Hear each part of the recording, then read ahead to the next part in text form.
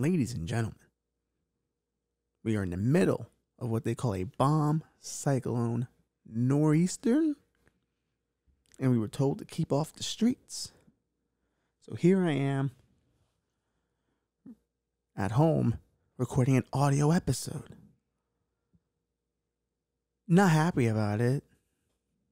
Not happy at all. But then again, we all can't get what we want, can we?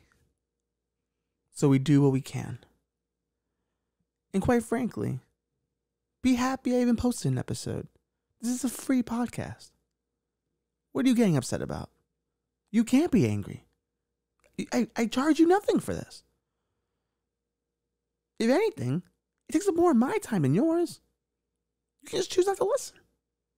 But I hope you listen. I hope you do. I hope you do. Anyway, it's been a week. It has been a week. As the storm ravages New York, apparently, I haven't been outside. I just know what the news tells me. The news tells me this storm's going to be bad. We can get anywhere, and CNN reported this, anywhere from 0 to 16 inches of snow. They don't know. They don't know. They have facts. No, they don't. They have charts. They have numbers, analytics. But they don't know. Because we're right on that borderline, apparently. Right on the borderline. Apparently, it's a good Madonna song. I never heard it.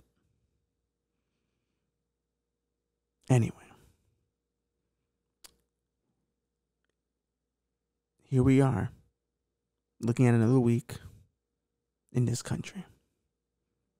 Another week in a world inches away from World War III. Russia's about to invade Ukraine, we think. Well, according to the Ukraine, no. They don't think an invasion's coming. America does, though. America pulled out everyone from the embassies. They've been warning American tourists. But Ukraine keeps saying, stop doing that. You're being alarmist.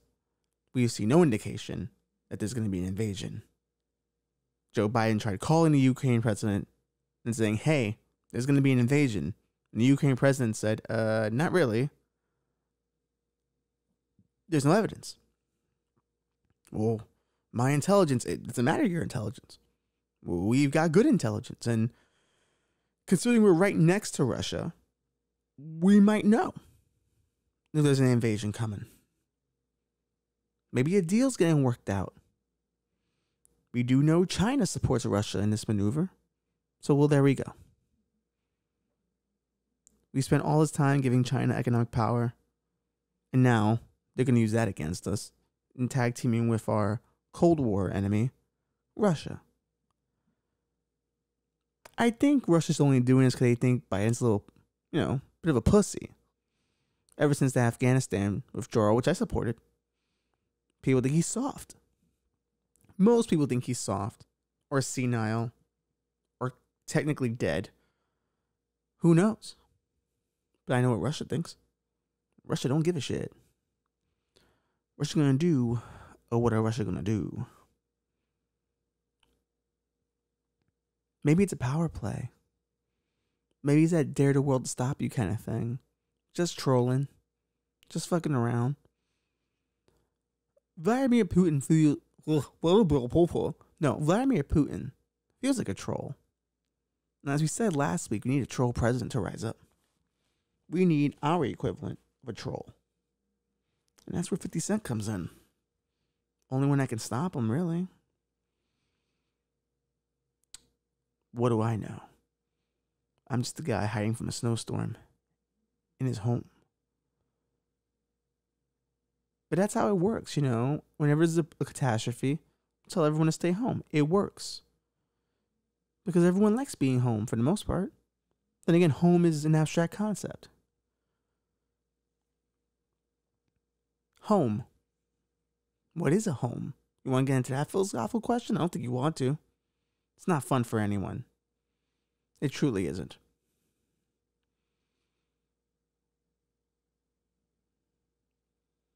There's only one man I ever knew who had a home, a true home, a home that would shit on everyone else's, a home where comfort was the real luxury.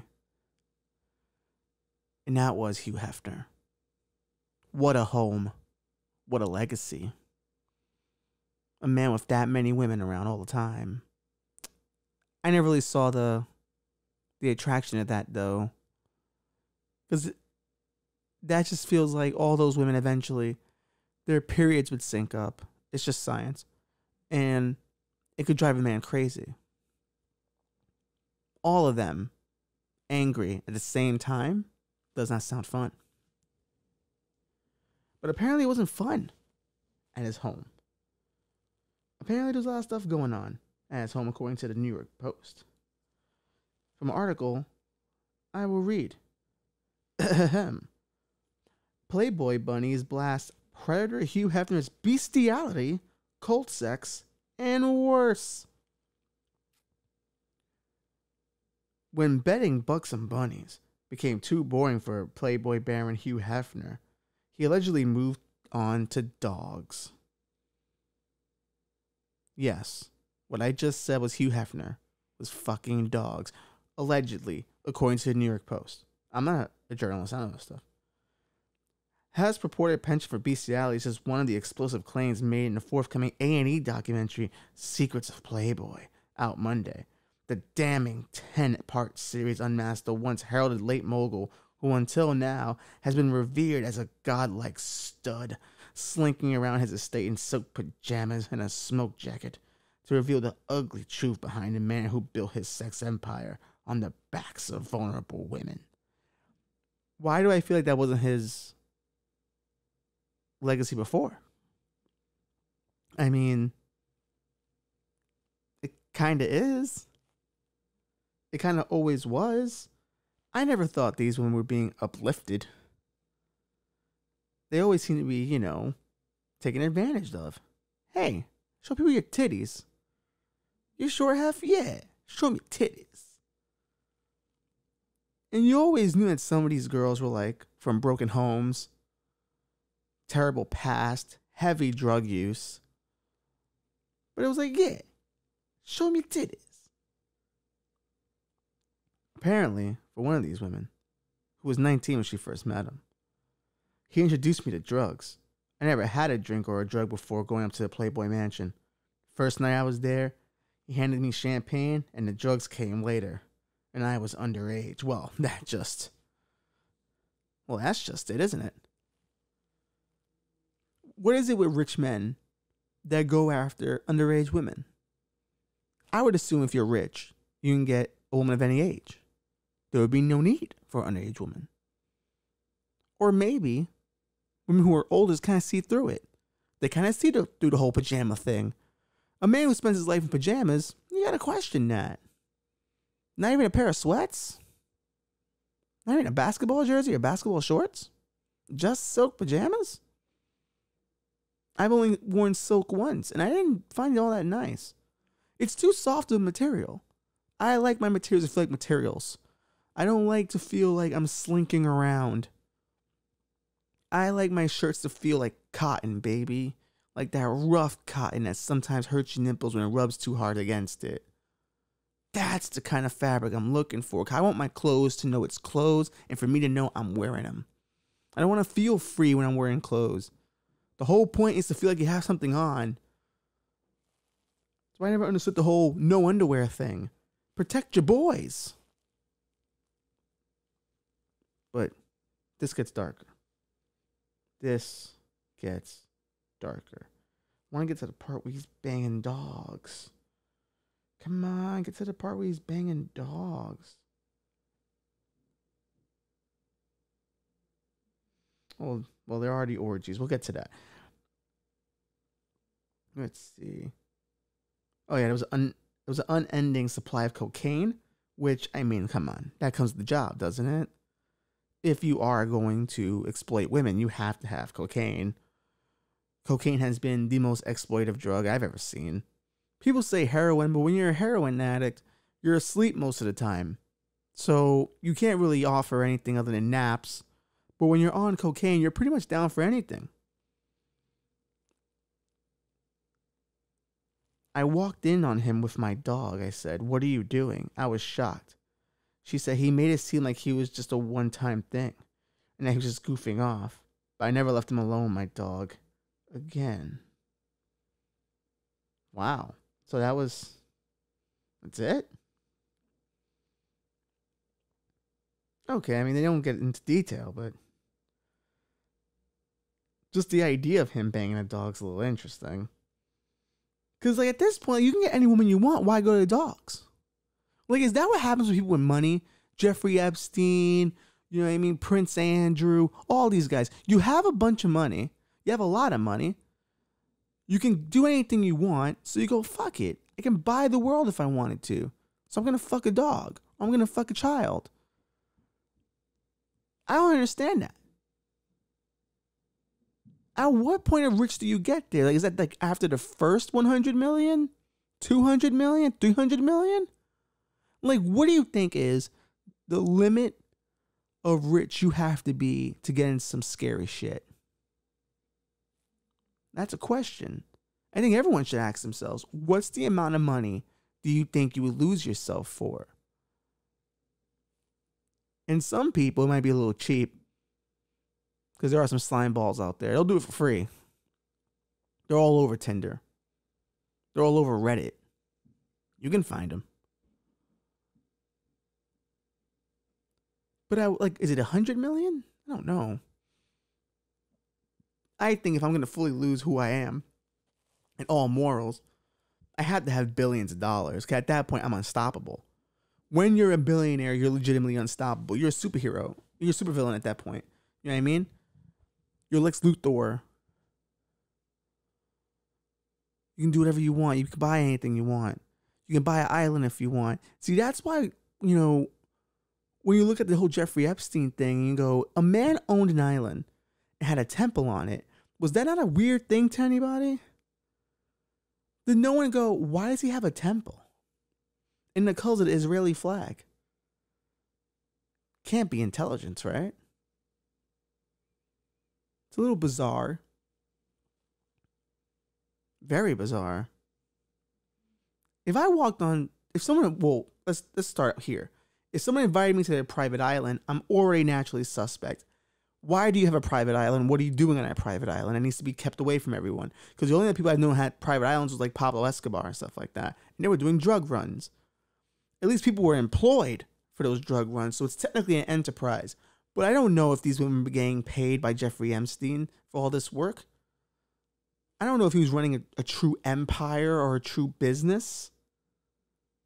Hugh Hefner, I don't know if he owned an island, but he had a whole house dedicated to just sex. It's a little weird. It's a little bizarre. But we thought nothing of it. Because to us, it was just like going to the Playboy Mansion for a dude was a huge thing. I'm going to go to Playboy Mansion one day and I'm going to see some hot chicks. And you always assume you would get in a grotto because what happens in the grotto stays in the grotto. And it's like, yeah, but that's kind of weird too. Like, why is that rule even there? Why not talk about what happened in the grotto? What happened in there? Usually some fucked up shit, as we're learning now. Apparently, Hugh Hefner also asked the star of the movie Deep Throat to blow a dog for his amusement. And he drugged her, apparently, allegedly, according to this article, and made her do that. At what point do you want to see a girl blow a dog? It's like when people tell me, oh, I watched this video of a girl blowing a horse. Why would you do that? What part of you needs that? I've never needed that. Then again, I've never been a big porn person. I find it to be a bit much. I find porn to be funny, really. The whole idea of sex is funny to me, really. Like, that's really it. A part of a person goes into another person. That's weird. That's not to say I haven't engaged in it. But I still laugh a little bit. I do. I do. We all should. Because it's kind of funny.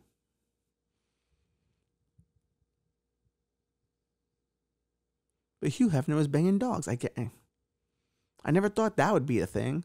The drugging of women, yeah, that makes sense. And it's sad that makes sense to me. That I expected it to be that way. I expected it to happen. But it did. But the dogs. But I wonder now, what kind of dog was he looking for? Was there a type of dog that when he looked at a dog, he went, that's the kind of dog I want to bang? Was he a golden retriever kind of guy? Was he into the pugs? I mean, definitely golden retrievers if you look at the women he was with. All those blondes. That's definitely golden retriever territory. He's definitely into that. Bar none.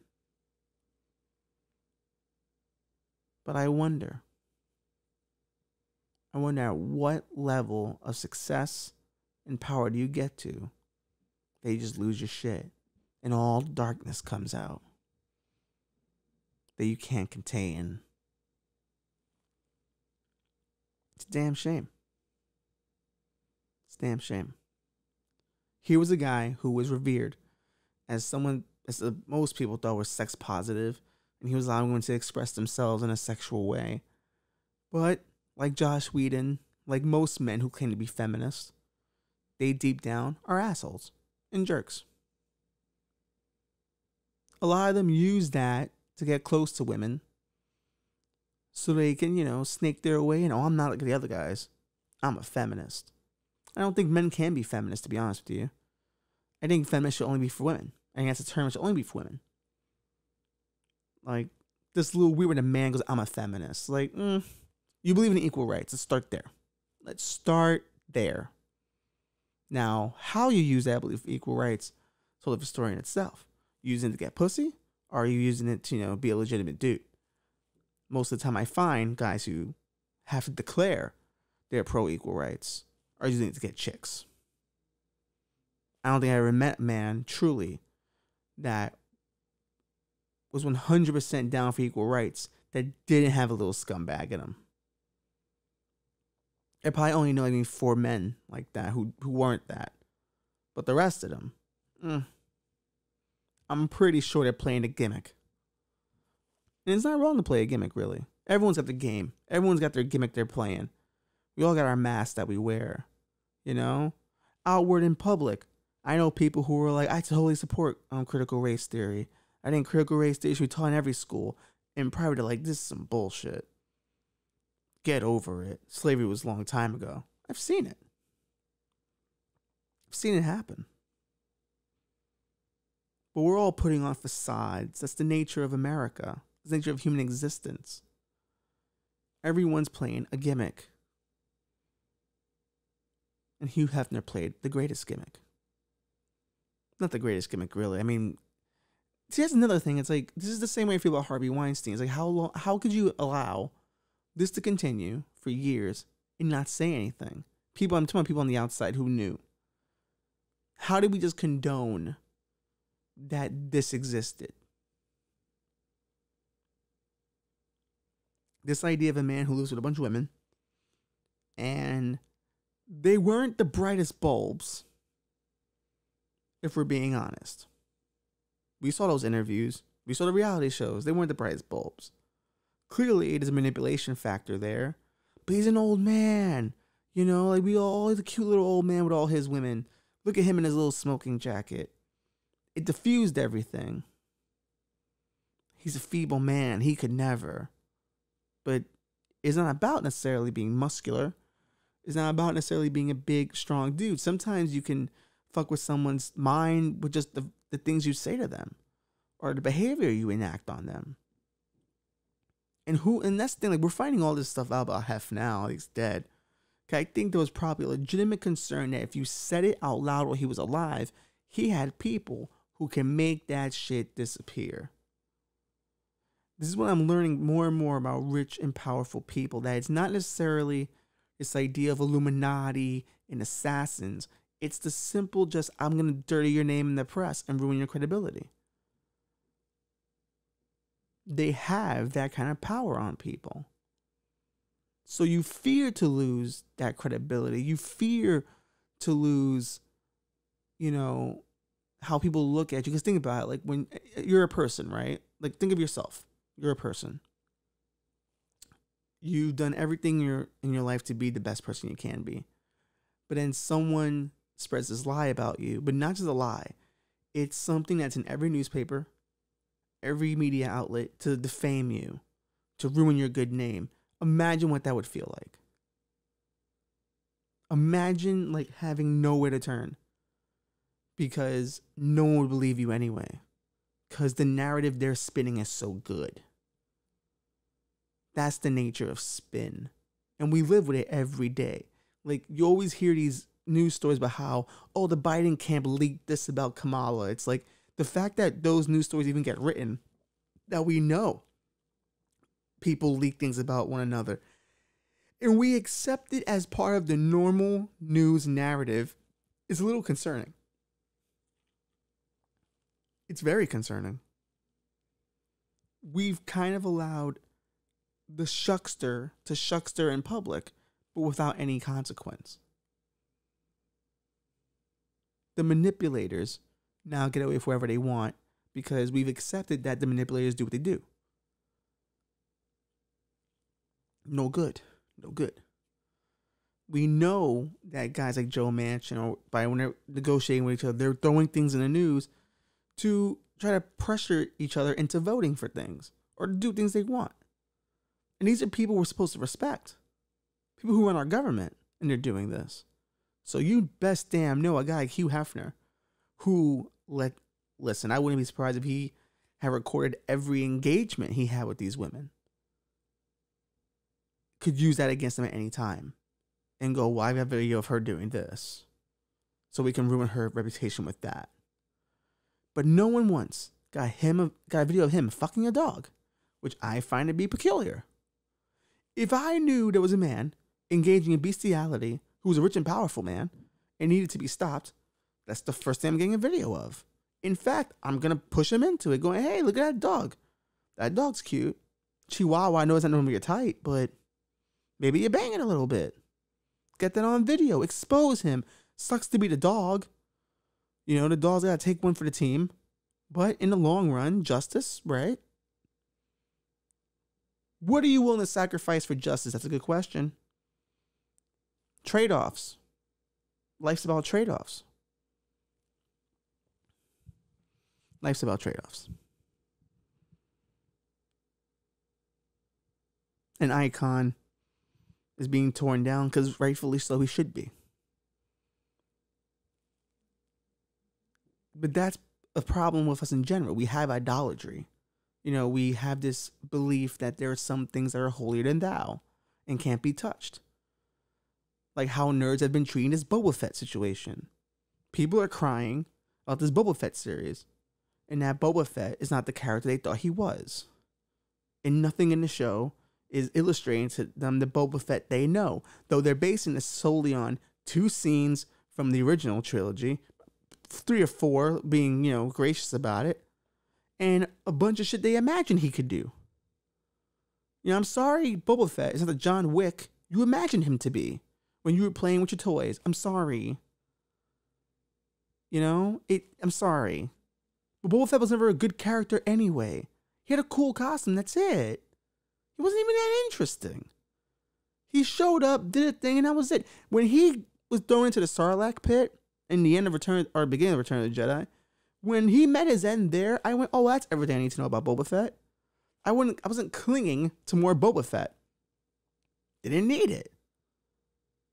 But apparently, people felt he was wrong, so now he's got a TV show. Now everyone's all hyped about Boba Fett again. And for years, they just kept pushing this narrative about Boba Fett, how cool and badass he was. But he was just a cool costume. So now that everyone's getting a chance to see the Boba Fett story expanded and see what he really is, they're not that happy. It didn't go the way you imagined it would, huh? Your childhood was sullied. How dare Disney and Lucasfilm do that to you? But the truth is, if you're over a certain age watching Boba Fett and you feel that strongly and you feel like it's ruining your childhood, you've got bigger problems. you've got huge problems. It's bad for you. You're down bad. You know, we shouldn't have ever gotten a Boba Fett series in the first place.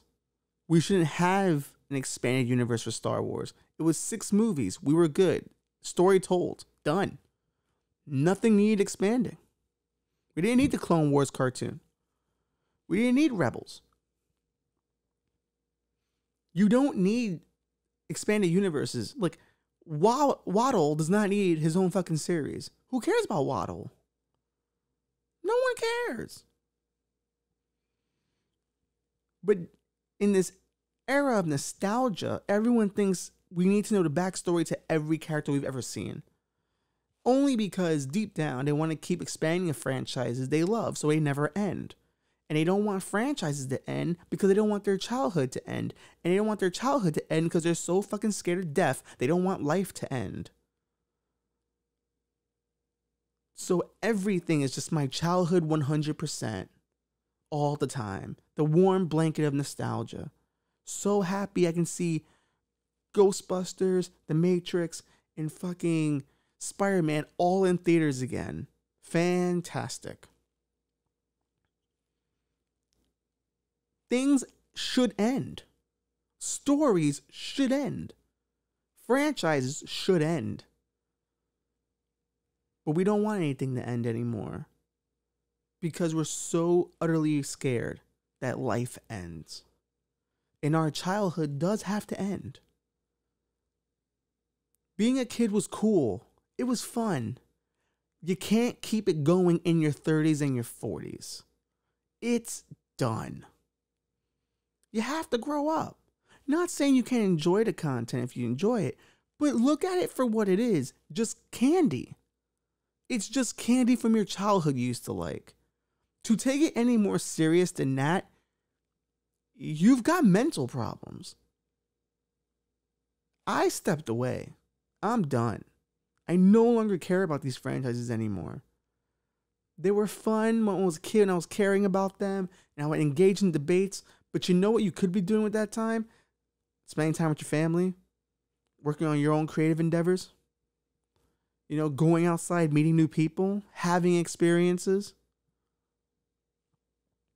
You know, after I finished watching Endgame at theaters, I sat there and went, I dedicated 10 years to this. I'm done. This was fun. I had a lot of fun. I got what I needed. I'm moving on. I saw Spider-Man Far From Home the other day. It was okay. It was cool. But without Toby and without fucking Andrew Garfield, it means nothing. It's a nostalgia blanket. It has no worth other than to be a nostalgia blanket. All of it's built on it. I don't think the movie does anything for Tom Holland, really. And even the ending of it, spoilers, where he gives up the knowledge of him being Spider-Man, goes, I don't want anyone to remember, even my loved ones. And then he sees his girlfriend MJ again. She doesn't remember who he is. I know she's going to remember at some point. There are no stakes to it because this shit doesn't end. It just continues and it doesn't end. Characters end, but universes stay alive for fucking ever. And at some point, it's like, I can't keep up with all of it. It's why I stopped reading comic books. I was realizing how much I was spending a month. I'm like, this is obscene to keep up with this fucking universe. And then I have to read other things to understand the concepts of certain things and the issues I want to read. Fuck that. Fuck all this nerd shit. The nerds should have never won. They should have never won. Grown-ups should have won.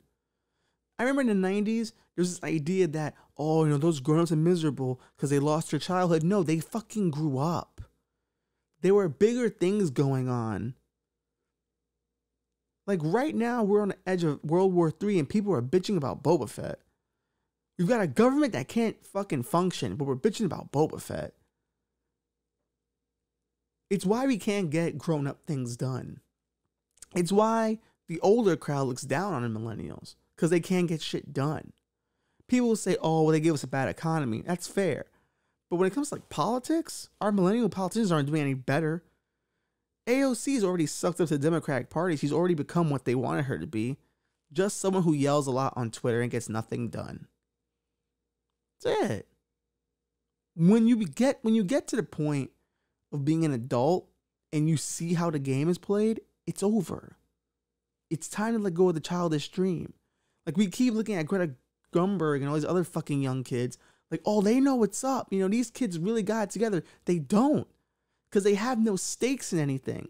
Their parents are still paying for them to go to protest. There are no stakes for them. Oh, but they're the future. Are they?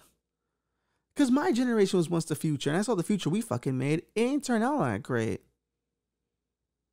We're a more divisive group of people than we've ever been in the history of this country, sadly. That's what it feels like. Technology destroyed us. Innovation destroyed us. We all thought that we were so fucking smart. And we understood the internet and we understood how things should go. That the second we were given the fucking wheel, we didn't know how to drive. Still don't know how to drive.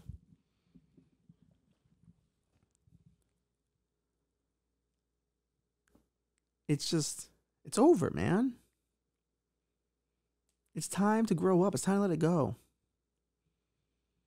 These franchises don't belong to you. They're products. And they're open about how they do these products. Like, oh, if we gotta watch this movie, you gotta watch this series, and make sure to spend money on this thing. And you gotta, it's like, come on now. Wake the fuck up. You don't need this many Star Wars products. You don't need that many Marvel movies. Yeah, they're good. They're fine for what they are, but then we talk about how they need to win Oscars. Like, they don't. I've never watched a Marvel movie have as much detail as a David Fincher film, ever. I've never seen one as good as a Paul Thomas Anderson movie.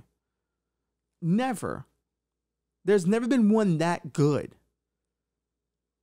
Sorry. It's like people who go to Disney World still. When they're adults and no children, you're a pedophile. You're kind of a pedophile. Who are you there for? We've turned childhood into like this stunted thing that goes on fucking forever, and it's depressing. It's fucking sad. It's time to let it go, man. It's time to grow the fuck up. Things end, and they should. Life ends, and it should. Living forever doesn't fucking sound as great as you think it does. Because at some point, what are the stakes then? If you know you're going to live forever, why do anything? Why accomplish anything? At some point, you gotta go. Childhood is cool because it's such a short amount of time and you're able to glorify it, even though you tend to wipe away all the mistakes of it because you don't want to accept the abuse you dealt with as a child, whether it was physical or emotional or mental. You tend to gloss over those things a little bit for that little sense of, oh, remember when I watched Ghostbusters for the first time? It's never going to be good as that. A lot of these nostalgia acts like drug addicts. I know a few. You know, you're never going to get as good as the first high. It never gets that good again. It's never as good as your first drink. You're always chasing that. And that's what you're chasing with all this fucking product. You're chasing that first time you watched Star Wars on a big screen. Or the first time you saw Spider-Man on the big screen. It's done, man. Enjoy it for what it is. Just more. It's McDonald's. And that's okay. McDonald's is cool. It's a once in a while thing. You shouldn't be an everyday thing. It's an everyday thing. You might want to talk to a doctor, cardiologist, something like that. Gotta let it go, bro. And here's the thing, like, maybe it's not so much, franchises that should end, even though they think they should. Maybe it's the people who need to change and how they engage in it. It doesn't belong to you. You don't own it. We ran George Lucas out of town for what? For what? I didn't like how 1, 2, and 3 came out. That's not my Star Wars. Well, motherfucker, it's his Star Wars. So there's that. But we kicked him out. We got rid of him. And now look what we got stuck with. Some bullshit. Last Jedi, to me, really opened my eyes. Like, I don't care about this anymore. Because it wasn't what Last Jedi did, necessarily, and the themes of subversion and all that. It was just the discussion around it that was what did it to me. People weren't allowed to not like it because then you were painted as a fanboy, which I found to be a little weird. Because there were legitimate film criticisms of it that people who loved that film didn't listen to. Because what I noticed in today's day and age is not necessarily about the craftsmanship. It's about what is it saying. And a movie can say something, but does it say it well? There's a difference. There's a difference. Matrix 4. I love it as a piece of art, but not a Matrix film. You know what I mean? I like it as its own thing. It's the creator commenting on what people didn't understand about the Matrix trilogy, though I would argue we all knew it was a love story. It was painfully obvious. A lot of the stuff she's upset that we didn't get was painfully obvious. It just wasn't interesting to talk about. The Trinity-Neo relationship was so solid, there was no new grounds of debate. That's why all the philosophical stuff took over, because there was stuff to debate there. What I do love about Matrix 4 is the discussion around it. And I say love sarcastically. Because everyone points out, you know, if you haven't watched it, then you watch that and come back. But there's essentially in Matrix 4, Neo's in the Matrix again, but he's a game designer who developed the Matrix as a video game series. So now in part 4, they're making him make, metaphorically, or whatever you want to call it, or actually even literally, a Matrix Part 4 video game. And they're having this, you know, this group of people come in and talk about what did the Matrix mean. And of course, the fat white nerd is like, we need bullet time and crazy action. And all the dudes are like, we need to like mess with people's minds. And then you have the women who come in going, oh no, it was about crypto fascism. And we can't do too much violence. That's off brand for the company. And people only focused on the white nerd stuff. No one focused on how it made fun of everyone else in the diversity space, in the liberal space. It attacked everyone for not understanding Matrix. Like, there was even one guy going, you know, I didn't appreciate the Matrix when it first came out. I don't like my games to be too, you know, intelligent. I want my games to be dumb. And you know what? I respect that guy because he's honest. He is the most self-aware out of all of them because he knows what he wants. Everyone else is trying to sell a facade of what they think things are. It's why art discussions are really boring because everything is quote unquote timely. But the problem with timely is it's not timeless. You know, timeless means you can play that at any time and it's true.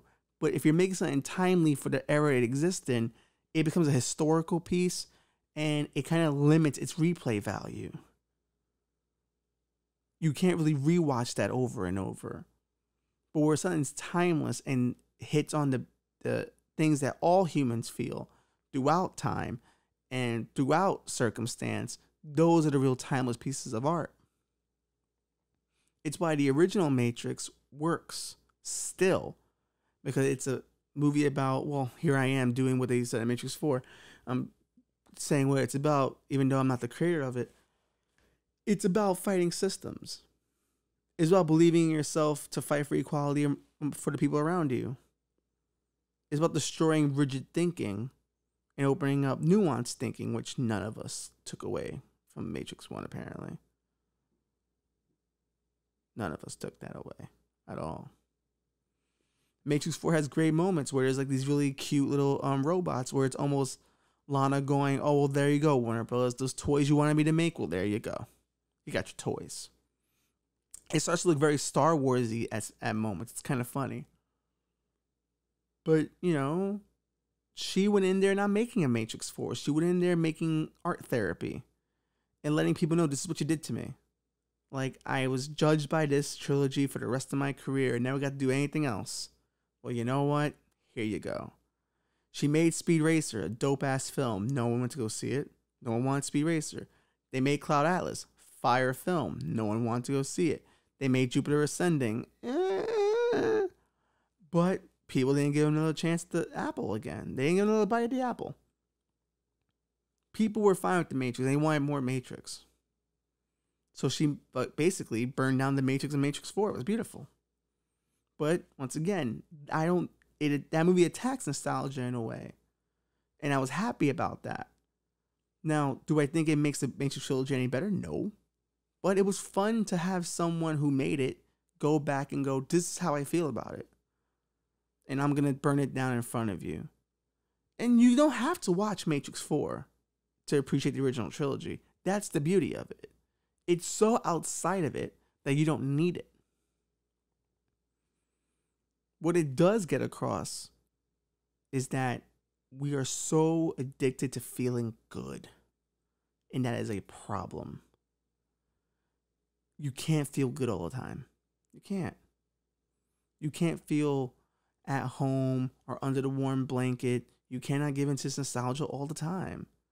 But if your entire life is pop culture and the things you loved growing up, you have got to figure out something else. You have got to find something else to do.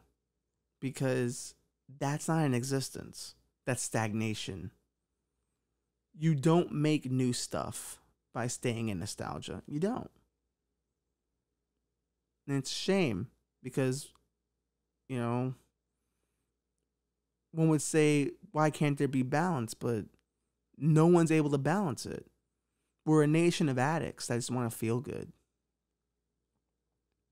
All we do is what makes us feel good. We never do what we should do for the betterment of society. We never look at one another and go, I'm going to stand up for this person, you know? We don't do that. Well, yeah. That's what I took away from all this Book of Boba Fett bullshit. It's everyone mad they didn't get what they wanted. And you know what? Like, kudos to the creators of the show. They're not bowing to anybody. They're doing whatever the hell they want still. And they know people are going to watch. And they know they're not going to unsubscribe to Disney Plus because it has all the other stuff they want.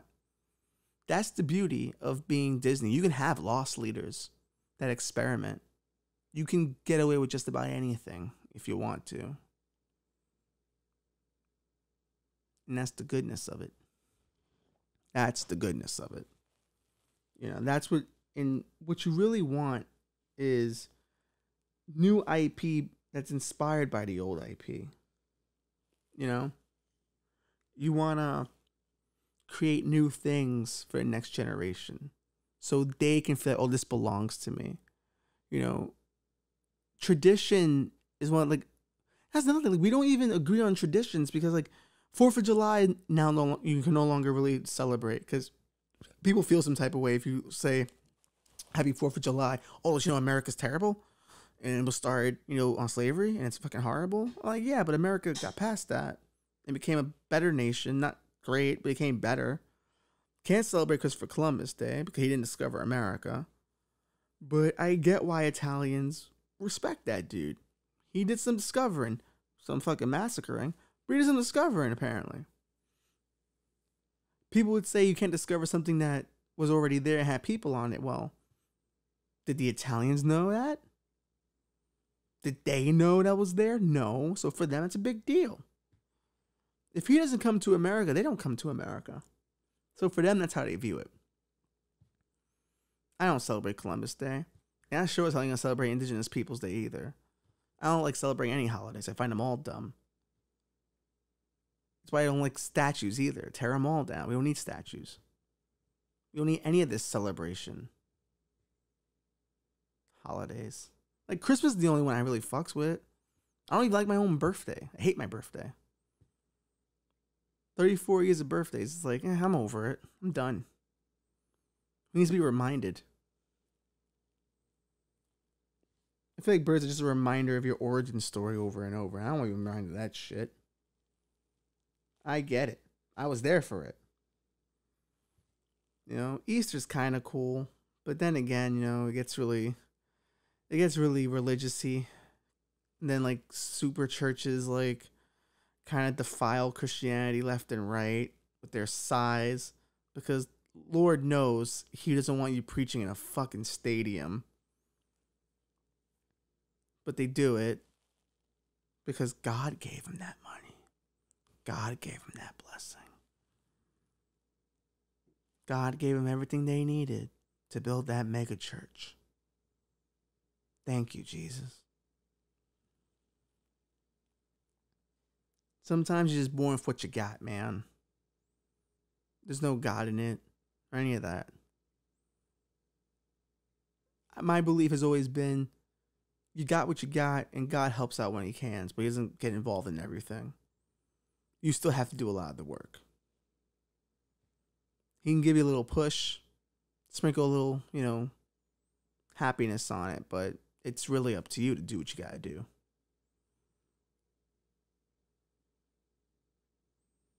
I've always been somebody who, for the most part, has taken responsibility for things I do all the time. And just go, yeah, I did that. And where I am in life is based on my decisions, not God's, not anyone else's. But it just feels like we're in a society now where it's like we can't do that. It's always someone else's fault for why I am the way I am.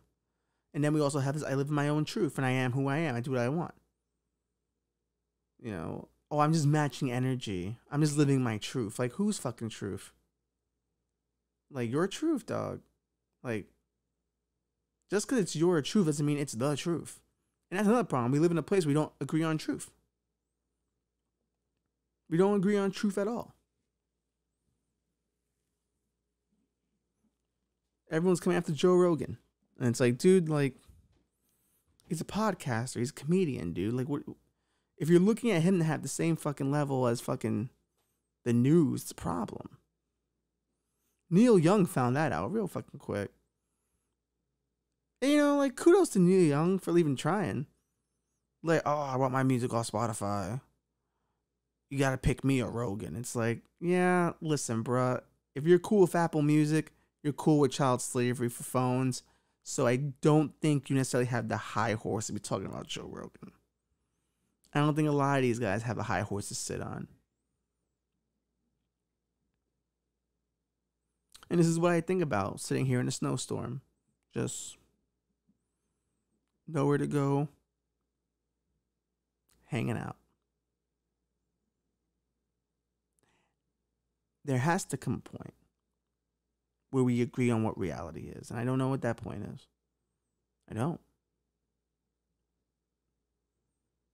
I just know I can only do what's best for myself and everyone else that I know.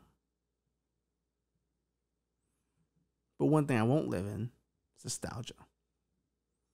Yesteryear. You gotta release that shit. I didn't have a childhood. Who fucking cares, dude? It's over. Your time to have one came and went. Sorry. You gotta move forward. I never had this toy as a kid. I don't care. You're collect it. Put it in a fucking storage facility, but don't put it up in your apartment. It's weird, dude. I know way too many people have too many childish things in their apartment. I'm like, what is this, a fucking pedophile cave? This is fucking bizarre.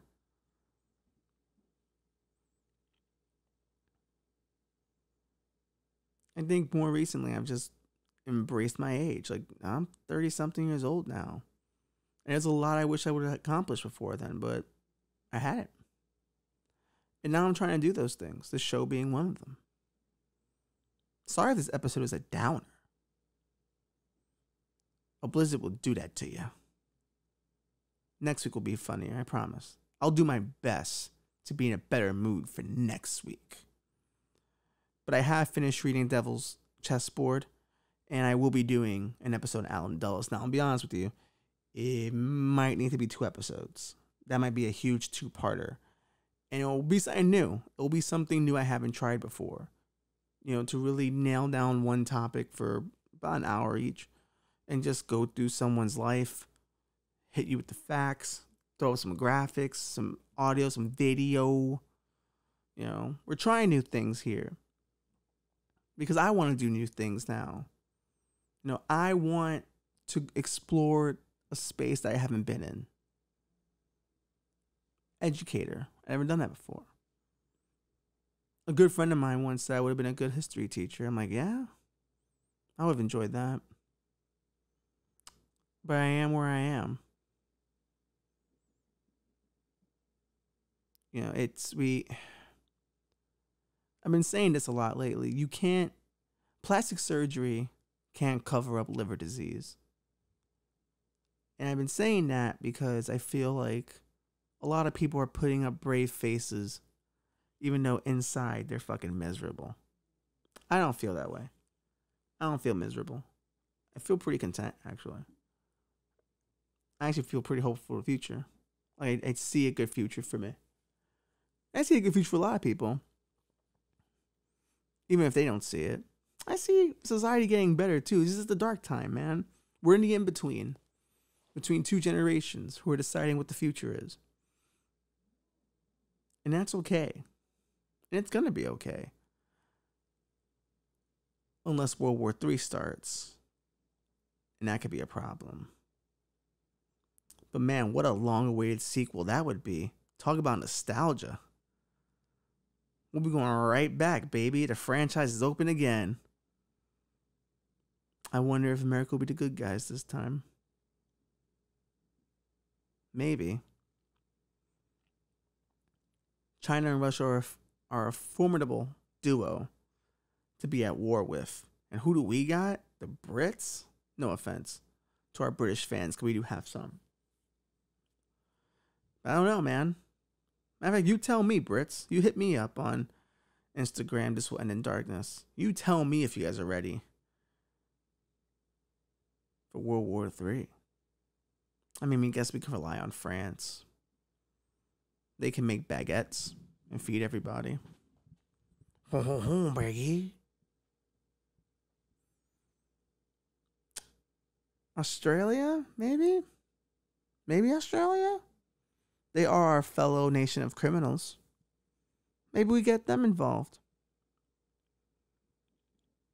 But who knows, my friends? Who knows? I hope you've been listening with a coffee or hot cocoa. As you also, maybe if you're on the East Coast, brave the bomb cyclone. But this is where we are. Hiding out from a snowstorm. Hiding out from World War III. Hiding out from reality.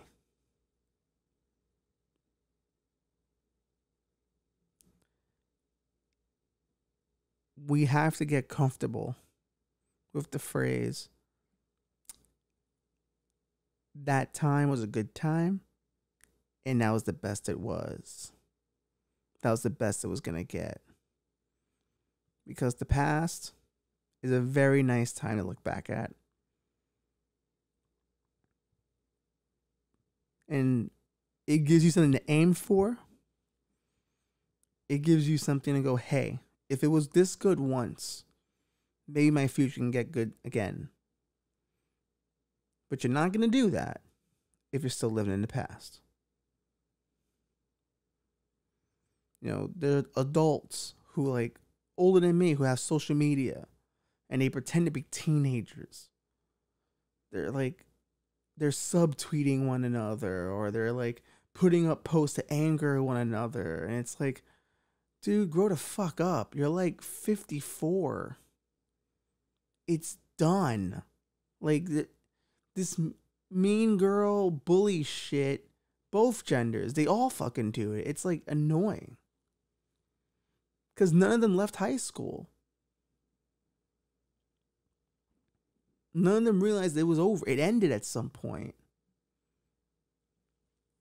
Some people didn't leave high school so much that they ended up working at high schools. And they still act like they're in high school. Bug the fuck out. I know dudes who do that to this day. I know a friend of mine who's a high school teacher now. And I'm like, he shouldn't have become one. Because he's still in that high school mindset. I don't know if I would call him a friend of mine, actually. He's more of an acquaintance, a person I know. because I'm a little afraid of what he's been up to. I can't prove anything, but I'm a little afraid. Let's just put it that way.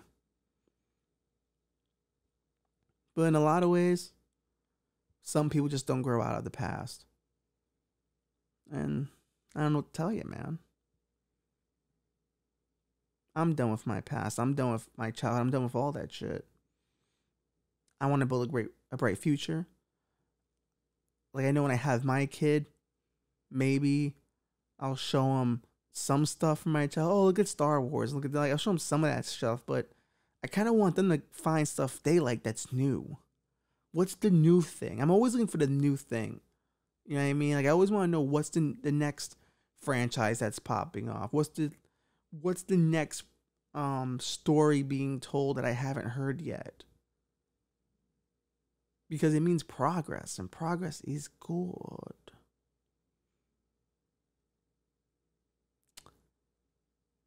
But unless we're able to face that we all die someday, and we can come to terms with it and accept it, we're not going to get any further. We keep acting like we're going to live forever with the petty squabbles. Like, I learned that about that. Like, a lot of powerful dudes, they think they're going to live forever. You know, like Alan Dulles didn't see that his death was going to come that fast. In his 70s, he was keeping up a schedule that was like he was a young man, visiting CIA friends, going to constant dinner parties, 2 a night sometimes. Like, bro, you don't even have that energy anymore. But some people are like, I don't want to lose that youthful energy. You don't have to, but you have to target it in different areas. Like your family, bruh. Your loved ones, the people that love you the most. But unfortunately, that's not what happens.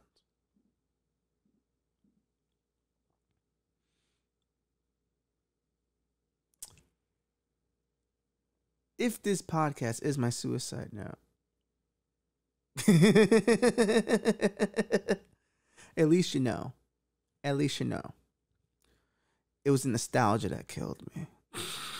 No, like, I always joked how this podcast is like my 13 reasons why. Like, when I finally go, they'll pull them all together going, what was he trying to tell us? Absolutely nothing. Just letting my thoughts fly, dude. Letting my thoughts fly. But I didn't want to leave you guys without an episode this week. Even though it's snowing out and there's no studio, and I didn't want to leave you alone. Wanted you to have something to listen to at least. An hour of content you can use to get through the day. So there's that. But yeah, man, it's time to move on. Enough with the Boba Fett. Enough with Star Wars and the Marvels and the DCs, all of it. Enjoy it for what it is, candy. As I said earlier.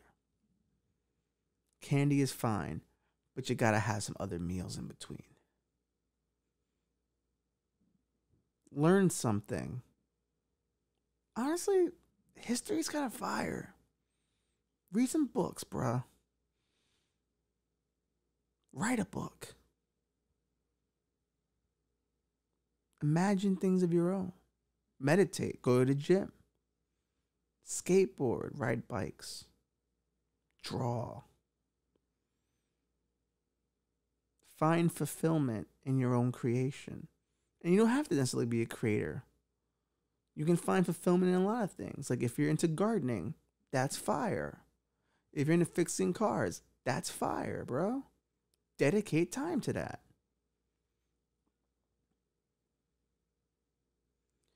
But you gotta get free. You gotta get free. Go on walks. Walks are actually good for your brain. I read that the other day. It helps stop memory loss. So go on walks. Experience the world. With that being said, I think we all know how this is going to end. But what you do before it ends is up to you.